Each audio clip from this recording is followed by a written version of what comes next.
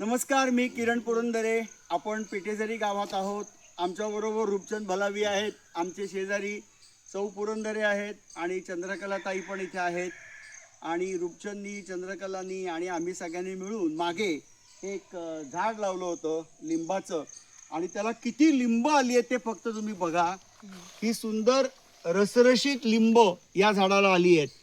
आणि अनघा पुरंदरे यांनी लिंबाचं लोणचं बनवलंय, त्याच्याबद्दल थोडं सांगा. हे लोणचं, ही लिंब जी आलेली होती तर ती साधारण 8-10 दिवस मिठाच्या पाण्यामध्ये डुबवून ठेवली आणि त्याच्यानंतर ती बाहेर काढून त्याच्यामध्ये तिखट मीठ, थोडासा लोणचं मसाला आणि बस त्याच्यावर फोडणी घातली मिरचीची आणि लिंबाचा रस पिळला. आणि हे अतिशय उत्तम, दर्जेदार, चविष्ट आणि आमच्या दारातलं लिंबाचं लोणचं, महत्वाचं याला आहे. जास्त महत्व आहे. आणि हे लिंबाचं लोणचं आम्ही सगळेजण खातोय.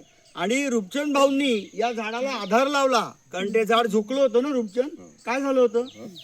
ते काय मोठा पाऊस आला आणि त्या पावसामध्ये काही तर वारा खूप वाहत होता आणि त्या वाऱ्यामुळे हा झाड झुकला आणि पडायच्या काही तर तारणीमध्ये आला होता. तारणेमध्ये आला होता, तो आपण वाचवला. त्यामुळे मंडळी, कोणीही मी लिंबू खाऊ का असा प्रश्न विचारू नका. उभ्या आयुष्यामध्ये लिंबानी काय फायदा होतो याचा विचार करू नका. लिंब खा. आमच्या दारामध्ये वानरं येत नाही, आली तर लिंबू खात नाही. लिंबाला वानरं हात लावत नाही. कोणत्याही झाडामध्ये इकॉनॉमी आणि इकॉलॉजी यांचा सुरेख संगम झालेला असतो. याच झाडावरती लिंबाळी नावाचं फुलपाखरू येतं, ते पिवळ्या रंगाचं, आणि ते अंडी घालतो. याच झाडाची लिंब जी आहेत ती आपल्याला पैसे पण देतात, लिंबांची विक्री केली तर. स्थानिक लोकांचा सहभाग हे महत्वाचं आहे रूपचंद. बरोबर. स्थानिक लोकांना बरोबर घेऊन ही कामं केली पाहिजे. आता आमच्याकडे पंकज आलाय. पंकज इकडे ये. हा पंकज आहे, याचं नाव आहे पंकज मैपाल मडावी. तर याचं अजून लग्न व्हायचंय. तर आम्ही काय सांगणार आहोत याला, की जोपर्यंत तू फळांची झाडं लावणार नाही तोपर्यंत लग्न होणार नाही.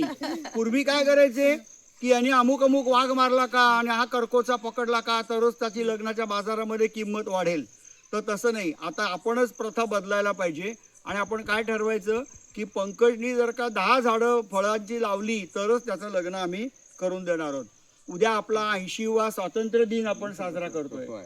तर आपण नैसर्गिक स्वातंत्र्य केव्हा मिळवणार, हो की नाही? निसर्गाच्या बाबतीतलं स्वातंत्र्य म्हणजे काय, तर निसर्गाच्या बाबतीतली स्वयंपूर्णता हीच आपल्याला निसर्गाचं स्वातंत्र्य देणार आहे.